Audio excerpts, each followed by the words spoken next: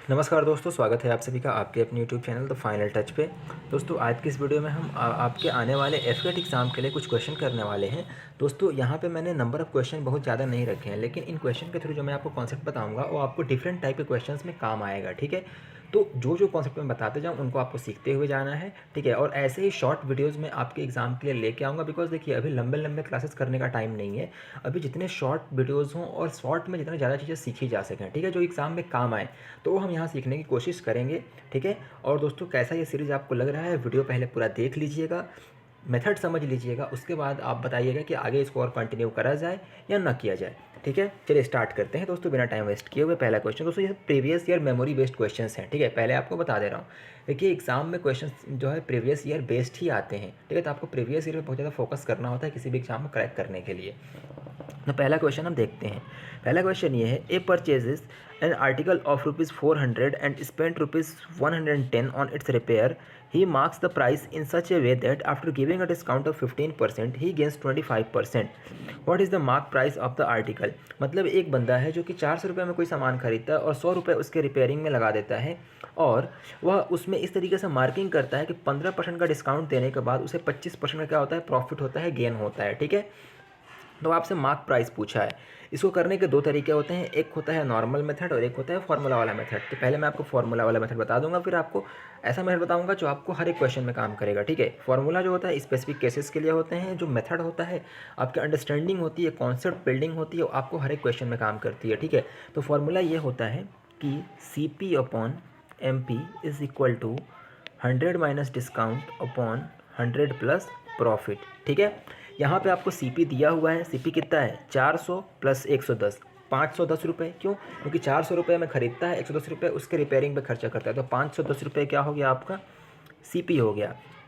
हमें mark price निकालना है और डिस्काउंट परसेंटेज कितना है, 15। तो 100 में से 15 माइनस करेंगे, कितना हो जाएगा, 85 हो जाएगा। ठीक है, 100 में से माइनस करेंगे 15, 85 divided by 100 plus profit percentage कितना है, प्रॉफिट परसेंटेज जो है 25%, तो ये कितना हो जाएगा, 125। ठीक है, अब सिंपली इसको सॉल्व कर देंगे, 17 पचे 85 और 17 तियाँ 51। यहाँ से MP इज इक्वल टू क्या आ जाएगा, और देखो 5 से 125 कितने टाइम्स में कटेगा, 25 टाइम्स में। तो 25 इंटू 30 कितना हो जाएगा, 25 तियाँ 75, और यहाँ एक ज़ीरो आ जाएगा, यानी 750 रुपये क्या हो जाएगा, 750 रुपीज़ उसका मार्क प्राइस हो जाएगा। ठीक है, 750, option number 3 is your correct answer. अब ये तो फॉर्मूला वाला मेथड हो गया, समझ में आ गया, अच्छा मेथड है, आप इसका भी यूज़ कर सकते हैं, लेकिन इसमें ये भी केसेस याद करने पड़ेंगे। मैं आपको एक सिंपल चीज़ बता रहा हूँ, देखिए मैं जो बता रहा हूँ उसको देखिए, हमने यहाँ पे लिखा मार्क प्राइस, यहाँ हमने लिखा सेलिंग प्राइस, और यहाँ हमने लिखा कॉस्ट प्राइस। ठीक है, अब जो है आपको इसके लिए कुछ चीज़ें पता होनी चाहिए। क्या क्या चीज़ें पता होनी चाहिए, देखिए 15% का फ्रैक्शन वैल्यू कितना होता है, तो 15% जो होता है उसकी फ्रैक्शन वैल्यू होती है 3/20।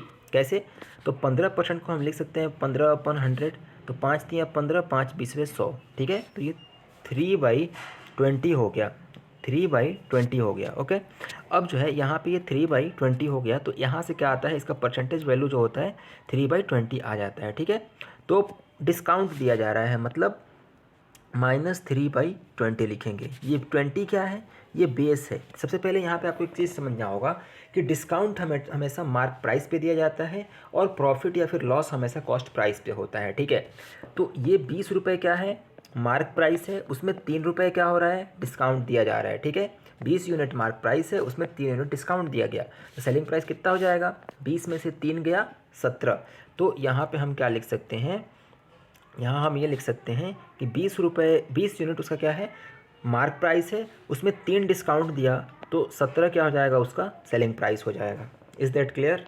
अब देखिए, अब यहाँ आप क्या बोला है कि 25% का प्रॉफिट होता है, तो 25% प्रॉफिट का मतलब क्या हो जाएगा, 25% का फ्रैक्शन वैल्यू क्या हो जाएगा, 25/100 मतलब 1/4, 1/4, 1/4। अब मैंने क्या बोला कि प्रॉफिट किस पे होता है, हमेशा प्रॉफिट हमेशा जो होता है कॉस्ट प्राइस पे होता है। ठीक है, मतलब ये क्या है, कॉस्ट प्राइस है, कॉस्ट प्राइस 4 यूनिट है, इस पे 1 यूनिट का प्रॉफिट, मतलब 4 और 1 कितना हो गया, 5 यूनिट इसका सेलिंग प्राइस हो जाएगा। ठीक है, तो अब मैं इसको लिख सकता हूँ कि 4 यूनिट का 4 यूनिट का जो है इसका कॉस्ट प्राइस है, 1 यूनिट फ़ायदा हुआ तो कुल मिला के 5 यूनिट क्या हो जाएगा, इसका सेलिंग प्राइस हो गया। ठीक है, लेकिन यहाँ सेलिंग प्राइस 17 है और यहाँ 5 है, तो इसको हमें बराबर करना पड़ेगा ना, क्योंकि सेलिंग प्राइस दोनों केसेस में बराबर होने चाहिए। तो मैं क्या करूँगा कि इसको मैं 5 से और इसको मैं 17 से मल्टीप्लाई कर दूँगा, तो इसको भी मुझे 5 से और इसको 17 से मल्टीप्लाई करना पड़ेगा। तो अल्टीमेटली ये क्या बन जाएगा, ये बन जाएगा मार्क प्राइस 100, ठीक है, सेलिंग प्राइस कितना हो जाएगा 85 यूनिट और कॉस्ट प्राइस बन जाएगा 68 यूनिट। ठीक है, अब ये एक सेम रेशियो में आ गए। ओके, अब हमें दिया क्या गया है, दिया गया है कॉस्ट प्राइस, और कॉस्ट प्राइस हमने कितना निकाला 68 यूनिट, और इसकी वैल्यू किसके बराबर है 510 के बराबर है। इसको जब आप सॉल्व करेंगे 17 4 जा 68 और 17 30 जा 510, हमें निकालना क्या है मार्क प्राइस। मार्क प्राइस कितना है 100 यूनिट है, तो यहाँ से करेंगे तो 1 यूनिट इज इक्वल टू 30/4, तो यहाँ 100 कर देंगे तो क्या आ जाएगा मार्क प्राइस आ जाएगा 4 25 में 100 और 25 गुणे 3 कितना हो जाएगा 750 रुपये। तो यहाँ से भी आपका आंसर सिमिलर आएगा 750। अगर आपसे पूछता है सेलिंग प्राइस बता दो, तो आप सिंपली यहाँ जहाँ 100 मल्टीप्लाई किए, देखिए 4 यूनिट इज इक्वल टू 30 आ गया, आप 1 यूनिट इज इक्वल टू निकाल लेंगे कितना आ जाएगा 30/4 और इंटू 85 कर देते तो आपका जो आता सेलिंग प्राइस आ जाता। ठीक है, यहाँ से कुछ भी पूछता आप निकाल सकते थे, सिंपल। ठीक है, इज़ दैट क्लियर। आगे बढ़ते हैं, कोई भी डाउट हो आप कमेंट करके ज़रूर पूछिएगा। चलिए चलते हैं नेक्स्ट क्वेश्चन पे। अगला क्वेश्चन है दोस्तों, देखिए इसके लिए आप बहुत सारे फार्मूलाज याद करते होंगे, कोई फार्मूला की ज़रूरत नहीं है इस क्वेश्चन में। देखिए सबसे पहला क्वेश्चन ये है कि ये person covers 1/5 of the distance by 20 km/h, 1/4 of the distance by 10 km/h and remaining distance by 60 km/h, find the average speed of the person. ठीक है, ये चीज़ें पूछ रहा है। मतलब क्या कि एक आदमी है पूरी डिस्टेंस का 1/5 20 किलोमीटर प्रति घंटे से, 1/4 10 किलोमीटर प्रति घंटे से और रिमेनिंग 60 किलोमीटर प्रति घंटे से कवर करता है। तो एवरेज स्पीड बताना है उस बंदे का। देखिए कैसे करेंगे, सबसे पहले हम क्या कर लेंगे, डिस्टेंस दिया है 1/5 एंड 1/4, तो इसका हम एलसीएम ले लेंगे। ठीक है, तो total distance is equal to 1/4 और 1/4 और 1/5 है ना, तो ये 4 और 5 का एलसीएम पूरा टोटल डिस्टेंस हो जाएगा हमारा। ठीक है, तो 5 चौके 20 हमारा टोटल डिस्टेंस हो गया 20। ठीक है, और जब एवरेज निकालते हैं तो एवरेज बराबर क्या होता है total distance upon total time. आपको पता होगा speed is equal to distance upon time, तो टाइम इज इक्वल टू क्या हो जाएगा डिस्टेंस अपॉन स्पीड। ठीक है, ये टोटल डिस्टेंस हो गया अपॉन टोटल टाइम हमको निकालना है। Total time is equal to क्या होगा डिस्टेंस अपॉन स्पीड, जो पार्शियल जो मतलब अलग अलग जो डिस्टेंस टाइम आया है वो हमें निकालना पड़ेगा। तो जो पहला जो डिस्टेंस है कितना है 20 का 1/5 यानी कि 5 चौके 20, 4 यूनिट डिवाइडेड बाई 20 km/h। ठीक है, 4/20 km/h प्लस बचा कितना 5 यूनिट, 1/4 है ना, तो 20 का 1/4 कितना हो जाएगा 5 unit divided by 10 km/h plus अब बचा कितना 5 और 4 9 हो गया, और टोटल डिस्टेंस 20 है, तो 20 में से 9 घटेगा 11, और ये स्पीड कितना है यहाँ पे 60 km/h। ठीक है, अब इसको सॉल्व करना है, तो कैसे करेंगे, देखिए इसको 3 से मल्टीप्लाई कर दो, इसको 6 से मल्टीप्लाई कर दो, ये 60 हो गया, ये भी 60 हो गया, तो ऊपर भी 6 से कर दो और यहाँ पे भी 3 से कर दो, तो ये कितना कितना बन गया 12 + 30 + 11।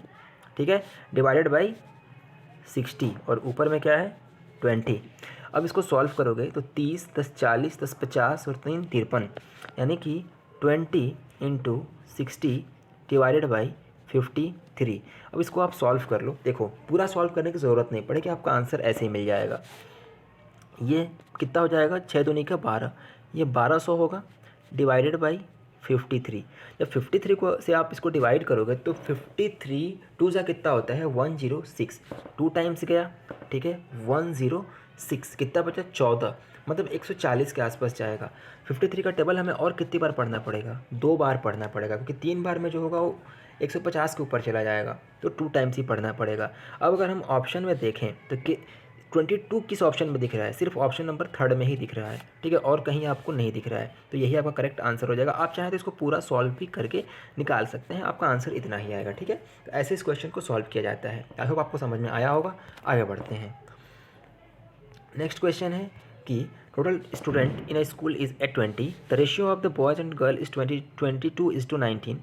This year the performance of the school is good, so 2 consecutive years the number of girls increased by 10% and 50% respectively. Find the ratio of the present boys and girls after 2 year. ठीक है, मतलब उसमें इसने ये बोला है question में simple सा कि एक स्कूल है जिसमें 820 छात्र छात्राएँ हैं और जिसमें कि लड़के और लड़कियों का जो एवरेज है, औसत है 12:19 का है। इस साल क्या हुआ कि स्कूल का परफॉर्मेंस काफ़ी अच्छा रहा, जिसकी वजह से जो लड़कियों की संख्या है लगातार 2 सालों में एक बार 10% और एक बार 50% से बढ़ गई है।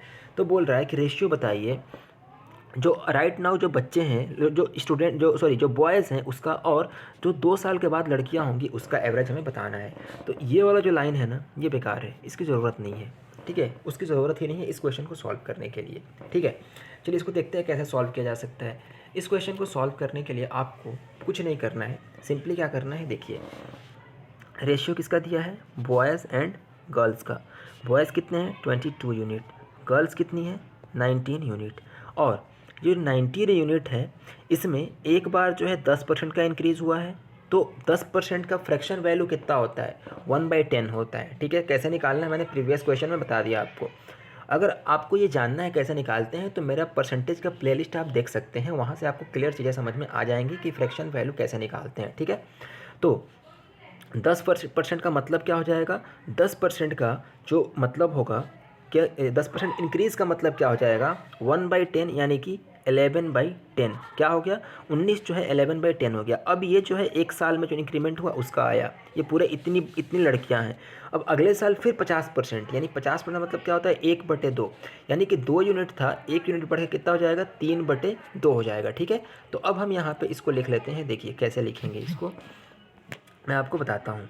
यहाँ पे हमने क्या लिखा 22 यूनिट और ये 19 यूनिट लड़कियाँ हैं, इसको हमने क्या किया पहले साल 10 यूनिट 10% से बढ़ी हैं यानी 11/10 और दूसरे साल 50% से यानी कि 3/2 ऐसे बढ़ गई हैं। ठीक है, अब 11 दूनी का 22, ठीक है, इसको आप सॉल्व करेंगे, 2 दूनी का 4, 4 दहा में 40, 40:57 यूनिट। तो जो बॉयज़ एंड गर्ल्स का रेशियो आया वो 40:57 का आ गया। ठीक है, आपसे ये पूछ सकता है कि परसेंटेज निकालिए बॉयज़ का। ठीक है, परसेंटेज निकालिए बॉयज़ का 2 साल के बाद, तो बॉयज़ का तो नंबर वही रह गया है, तो 40/50 40 90/97 यानी कि 40/97 × 100 कर देंगे तो बॉयज़ का परसेंटेज आ जाएगा, और 57/97 × 100 कर देंगे तो गर्ल्स का परसेंटेज भी आ जाएगा। आपसे क्वेश्चन में पूछा है सिंपली इतना, तो ये आपका 40/57 करेक्ट आंसर हो जाएगा। आई होप क्वेश्चन आपको समझ में आया होगा। ऐसे क्वेश्चन को एग्ज़ाम में अप्रोच किया जाता है, कुछ भी रटने की ज़रूरत नहीं है। आगे बढ़ते हैं, नेक्स्ट क्वेश्चन देखते हैं। Next question is A and B alone can do a piece of work in 10 days and 30 days respectively. They start the work together. A left after 2 days of starting the work. B finished the remaining work alone. In how many days was the work completed? Simply पूछा यह है कि बोला यह है कि ए और B जो है काम को अकेले अकेले 10 दिनों में और 30 दिनों में कर सकते हैं। काम को एक साथ स्टार्ट करते हैं, लेकिन बी ए जो होता है वो 2 दिनों के बाद काम छोड़ के चला जाता है। बी जो है बचे हुए काम को कितने दिनों में उसके बाद क्या है, बी बचे हुए काम को अकेले पूरा करता है। तो पूछ रहा है कि कितने दिनों में काम पूरा कंप्लीट हुआ। देखिए इस क्वेश्चन में आपको बहुत कुछ सीखने को मिलने वाला है। देखिए ये ए हो गया, ये बी हो गया। ए जो है काम को 10 दिनों में करता है, बी 30 दिनों में करता है। ठीक है, टोटल वर्क हम पहले निकाल लेते हैं। टोटल वर्क कैसे निकालते हैं, एलसीएम ले लेते हैं इसका। तो 10 और 30 का एलसीएम 30 हो गया। ठीक है, अब ए और बी की एफिशिएंसी निकाल लेंगे। एफिशिएंसी कैसे निकालते हैं, तो total work divided by total time. ठीक है, तो 30/10 करेंगे 3 यूनिट आ जाएगा। और बी की एफिशिएंसी कितनी आ जाएगी 30/30 यानी कि 1 यूनिट। यानी कि ए जो है एक दिन में 3 यूनिट काम करता है, बी एक दिन में 1 यूनिट काम करता है। ठीक है, अब बोला यह है कि ए जो है 2 दिनों, अगर पूछता कि दोनों मिल करके काम कितने दिनों में ख़त्म कर ले रहे हैं, तो दोनों की एफिशिएंसी एक दिन की कितनी हो जाती 4 यूनिट, तो 30/4 कर देते। ठीक है, जो आंसर आता है हमारा करेक्ट आंसर वही हो जाता है। ठीक है, लेकिन इस क्वेश्चन में ये नहीं पूछा है।